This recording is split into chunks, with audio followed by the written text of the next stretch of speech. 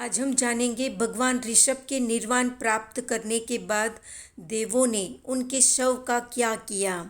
भगवान ऋषभ के निर्वाण का समाचार सुनते ही उनके पुत्र भरत वहीं पर मूर्छित होकर गिर पड़े और वहां प्रथम स्वर्ग का अधिपति शकेंद्र अपने देव विमान में आनंद का अनुभव कर रहा था कि अचानक से उनका आसन चलायमान हुआ। वे स्तब्ध रह गए। अवधि ज्ञान का उपयोग लगाया तो पता चला कि जिनेश्वर देव का विरह हो गया है। वे भी शोक मग्न हो गए और परिवार सहित अष्टापद पर्वत पर आए। उसी प्रकार सभी इंद्र और देव देवी भी आए। सभी की आंखों में आंसू थे, सभी रुदन कर रहे थे। जिनेश्वर के उस शव को यानी भगवान ऋषभ के शव को देवों ने स्नान कराया, वस्त्र पहनाए और आभूषण भी पहनाए।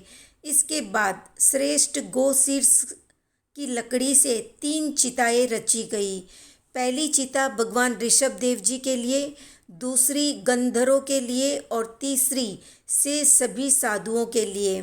फिर 3 शिविकाएं बनाई गई। एक शिविका में भगवान के शरीर को स्थापित किया गया, दूसरी में गंधर्वों के शरीर को और तीसरी में शेष साधुओं के शरीर को रखा गया। उन तीनों शिविकाओं को चिताओं में स्थापन किया गया और अग्निकाय देव ने अग्नि उत्पन्न की। वायु कुमार देव ने वायु चलाकर अग्नि को सतेज कर प्रज्वलित किया।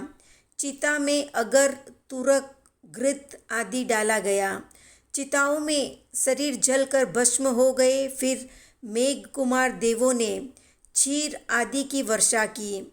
उसके बाद जिनेश्वर की चिता में से शकेंद्र ने ऊपर की दाहिनी ओर की दाढ़ ग्रहण की, ईशानेंद्र ने बाई ओर की दाढ़ ग्रहण की, असुरेंद्र चमर ने नीचे की ओर की दाहिनी दाढ़ ग्रहण की और बलिंद्र ने बाई ओर की दाढ़ ग्रहण की। इसके बाद अन्य देवों ने शेष, अस्थि इत्यादि का ग्रहण किया। उस दाह स्थान पर देवों ने चैत्य स्तूप बनाए। निर्वाण महोत्सव किया गया। नंदीश्वर द्वीप पर जाकर अष्टान्विका महोत्सव किया गया। इसके बाद उन दाढ़ों आदि को लेकर सब अपने अपने स्थान पर आए और उन दाढ़ों को डिब्बों में रखकर चैत्य स्तंभ में रखा गया और उसकी अर्चना की गई। तो इस तरह भगवान ऋषभ 20 लाख पूर्व तक कुमार अवस्था में रहे, 63 लाख पूर्व तक राज्य पर आसीन रहे और 83 लाख पूर्व तक गृहस्थ अवस्था में रहे। इसके बाद दीक्षा ग्रहण की।